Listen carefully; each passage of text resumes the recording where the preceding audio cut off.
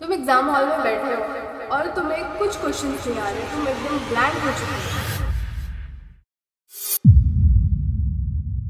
Hello everyone, my name is Priya Jha. और आज ये वीडियो जेई के ऊपर है। लास्ट 5 मंथ्स रह गए हैं। लास्ट 5 मंथ्स में हम क्या कर सकते हैं। जब मैं भी स्टूडेंट थी तो मेरे पास भी यही था, टाइम टेबल देखो, ये करो। वो फॉलो करना नहीं करना वो आप पे डिपेंड करता है। बट ये शायद आप लोग को पसंद आएगा।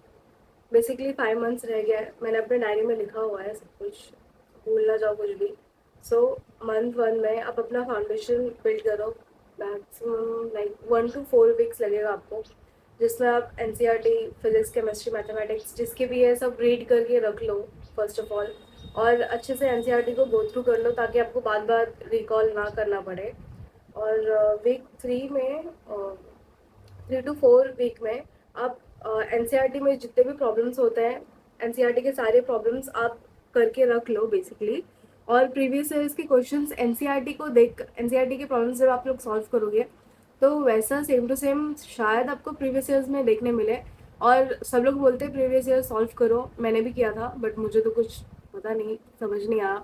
बट आप लोग करो, बेसिकली उससे रिलेटेड क्वेश्चंस मिलेंगे आपको। सेम टू सेम ऐसे कुछ नहीं होता, 9 नंबर आपको मिलेंगे, कुछ नहीं। बस थोड़े बहुत कंसेप्ट आपको उसमें यूज़ हो जाए, मे बी लकीली।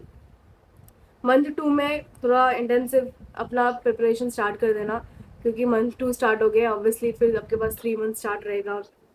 सो आपका जो फिज़िक्स है, फिज़िक्स और मैथ्स, फिज़िक्स में भी इलेक्ट्रोडायनेमिक्स है, उस पर ज़्यादा फोकस करो। और मैथ्स में अलजेब्रा में कैलकुलस पार्ट, उसमें ज़्यादा फंस जाते हैं लोग। तो बेसिकली मैथ्स इतना डिफिकल्ट नहीं होता है, बट स्टार्टिंग से हम फिज़िक्स केमिस्ट्री को ज़्यादा प्रायोरिटी देते हैं तो मैथ्स हमारा बिगड़ ही जाता है ऑब्वियसली। तो मैथ्स और कैलकुलस पार्ट तो मैथ्स में अच्छा ही रखना बेसिकली। फिर वीक 7 to 8 में आप ऑर्गेनिक केमिस्ट्री पे ऑफकोर्स फोकस करिए। मेरा तो बिल्कुल अच्छा नहीं था, लेकिन आप लोग करना। ऑर्गेनिक केमिस्ट्री काफ़ी हेल्पफुल रहता है, बिकॉज अगर आपको वो फिजिकल पार्ट नहीं आया तो आप ऑर्गेनिक में थोड़ा सर फोड़ के आप कर सकते हो, सॉल्व कर सकते हो, मतलब करने लायक होता है। तो ये तो हो गया फर्स्ट मंथ और सेकेंड मंथ का। 3 मंथ पे जाते हैं होपफुली। तो 3 मंथ में मैंने रखा है advance topics like electrostatic, magnetism and electromagnetism, induction, physics में। क्योंकि ये ऐसे चैप्टर्स है जो आपको कहीं ना कहीं घूम फिर के आना ही है, और ये हर जगह कंसेप्ट इसका यूज़ होता ही है।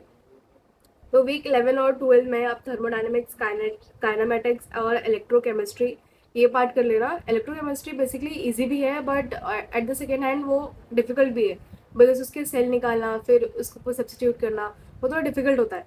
और जेई के टाइम पे बहुत डिफिकल्ट होता है वो सबको रिकॉल करना, तो इलेक्ट्रोकेमिस्ट्री थोड़ा उस पर ज़्यादा ध्यान देना। और फिजिक्स तो हो जाएगा, ईजी है। तो मंथ 4 डेडलाइन, मॉक टेस्ट देना जितना हो सके। अगर आपका मार्क्स नहीं भी आ रहा है तो भी आप मॉक टेस्ट दो और देखो कि आपने क्या मिस्टेक किया है और उससे रिलेटेड सम्स आ रहे हैं क्या, उसके कंसेप्ट मतलब दूसरे क्वेश्चन में बैठ रहे हैं या नहीं बैठ रहे हैं, वो एक बार चेक कर लेना। भले ही काम आए नहीं आए, लेकिन मॉक टेस्ट ज़रूर देना, ये आइडेंटिफाई करने के लिए खुद को कि भाई कुछ हो ना हो मैं जेई के लिए बैठ तो सकता हूँ एटलीस्ट। यही, फिर मॉक टेस्ट देते रहो, प्रॉब्लम सॉल्व करो, प्रीवियस ईयर्स क्वेश्चन साथ में करते ही रहना एनसीईआरटी के साथ।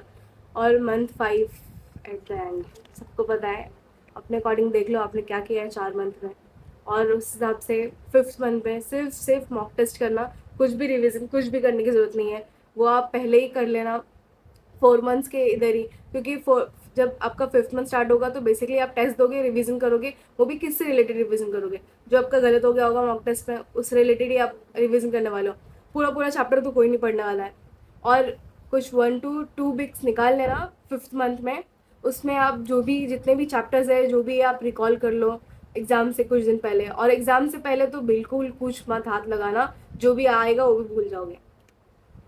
बस इतना ही। Thank you.